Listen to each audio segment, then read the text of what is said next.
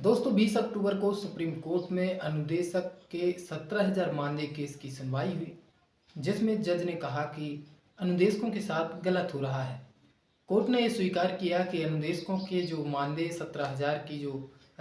मांग है, जो 17,000 मानदेय अनुदेशक मांग रहे हैं कि सरकार ने जो पास किया था, केंद्र सरकार से जो बजट मिला था, वह मानदेय अनुदेशकों को दिया जाए। कोर्ट ने ये माना कि ये मांग अनुदेशकों की सही है। इस संबंध में पूरी जानकारी देते हुए अनुदेशक संघ के प्रदेश अध्यक्ष विक्रम सिंह ने बताया भी है कि 7 नवंबर को जज साहब ने जो तारीख दी है और कहा है कि 7 नवंबर को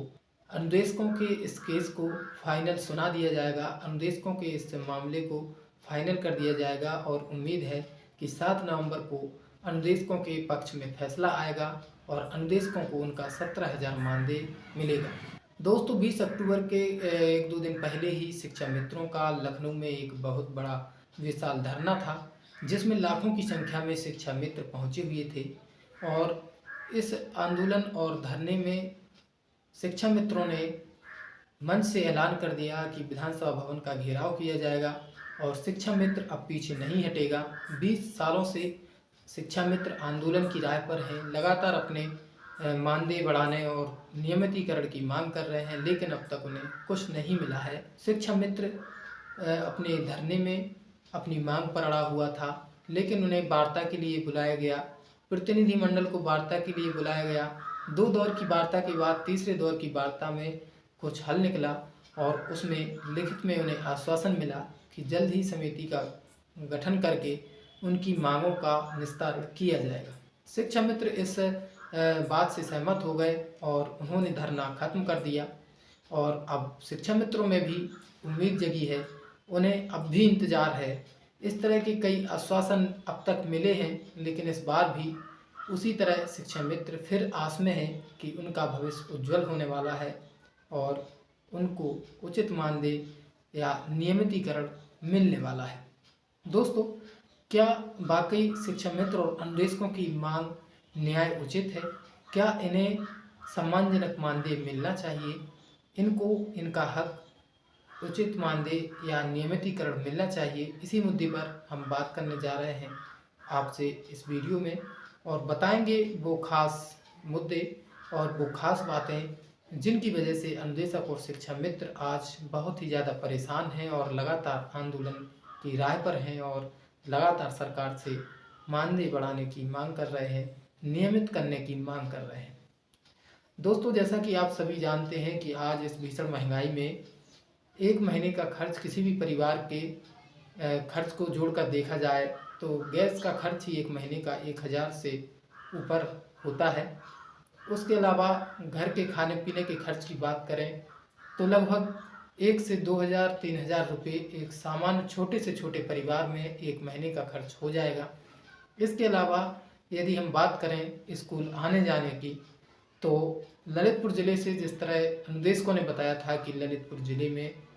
100 से 150 किलोमीटर की दूरी पर तैनात हैं अनुदेशक, तो दोनों तरफ से आने जाने में 300 किलोमीटर की दूरी तय करने में जो खर्च होगा वो लगभग 200 रुपये का खर्च होगा और एक महीने में अगर अनुदेशक स्कूल जाएगा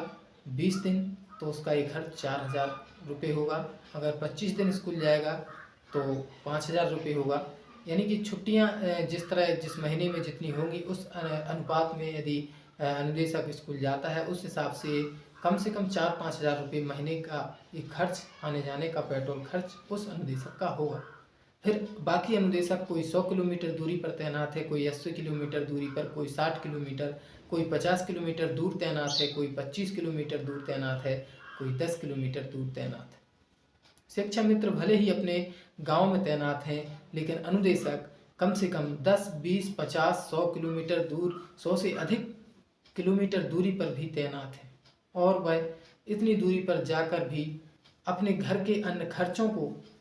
उठाने के बावजूद भी 9,000 रुपये में अभी खर्च जो चला रहे हैं उससे बेहद परेशान हैं। इसलिए अनुदेशक अपने मानदेय को बढ़ाने और उनका मानदेय 2017 में जो 17,000 केंद्र सरकार ने पास किया था उसको देने की मांग कर रहे हैं और यही मामला सुप्रीम कोर्ट में है और उम्मीद है उन्हें कि 7 नवंबर को फाइनल फैसला आएगा जिस तरह अभी पिछले तारीखों में 20 अक्टूबर को हुई सुनवाई में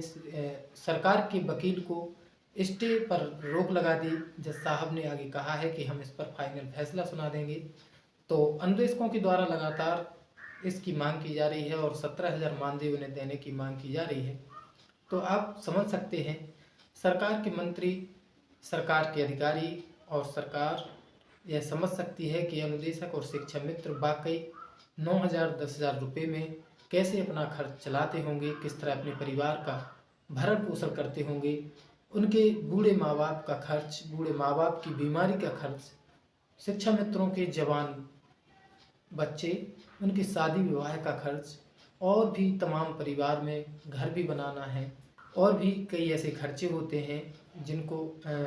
हो सकता हम आप तक अभी नहीं बता पा रहे हों। लेकिन आप एक समझ सकते हैं कि आज के इस महंगाई वाले दौर में जब 300 रुपये महीने मोबाइल का एक खर्च होता है, जब 300 रुपये या 500 रुपये से लेकर 500 रुपये दूध का खर्च होता है, तो आप समझ सकते हैं कि 9,000 और 10,000 रुपये में कोई व्यक्ति अपना परिवार कैसे चला सकता है, और वह भी अपने बच्चे और माँ बाप के खर्चों सहित। दोस्तों, ये बात सरकार तक पहुंचनी चाहिए। सरकार को समझनी चाहिए कि एक शिक्षक उसी स्कूल में 50,000, 60,000, 70,000 या उससे अधिक पाता है। उन्हीं के समान कार्य करने वाले अनुदेशक और शिक्षा मित्र 9,000 और 10,000 रुपये पाते हैं। तो कितनी मानसिक पीड़ा से गुजरते होंगे और कितने घर के जो काम होते हैं, जो खर्चे होते हैं, उनको कितना कम करके जीते होंगे। अपने बच्चों की उम्मीदों पर कितना मन मार के जीते होंगे। ये बात भी आप सभी और सरकार समझ सकती है।